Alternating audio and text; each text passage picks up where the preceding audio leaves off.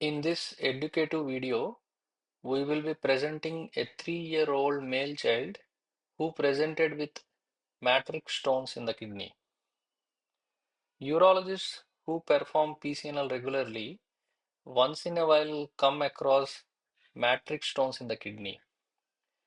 These stones are very important because they are associated with significant morbidity because of infection, and percutaneous nephrolithotomy is the treatment of choice in such stones.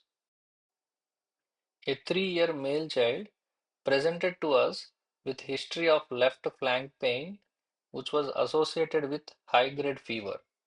On evaluation, he was diagnosed to have left-sided renal stones with moderate hydrourethronephrosis, and initially he was treated with antibiotics. But since his fever didn't respond, he subsequently underwent left-sided percutaneous nephrostomy placement, and after that his fever settled. Urine draining from the nephrostomy tube was sent for culture and it showed Proteus. His rest of his blood investigations were normal. After his fever settled, after 3 to 4 weeks, the child was planned for definitive procedure. NCCT KUB done showed a pelvic stone with central hypodensity with moderate hydrourethronephrosis. The Hounsfield units of the stone was 452, which suggests an infective stone. And you can see in the plain X-ray QB, the stone is hardly visible in the center of the kidney shadow. The patient was taken up for prone PCNL, and you can see in the RGP initially the superior calyx was getting opacified. Subsequent injection of contrast showed the filling defects in the pelvis and also in the inferior calyces. So you can clearly see here. So whenever there is an infective stone or a matric stone, they are seen as a filling defects. Now initially after injecting this contrast, the site of percutaneous entry is now we are planning. Now generally we after injecting contrast we inject air into the system. Now you can see after injecting air you can clearly see a faint translucent shadow in the region medial to the anterior calyces as pointed by this arrow. So you can clearly see that white area which was actually a mid posterior calyx. So we are targeting that calyx for puncturing.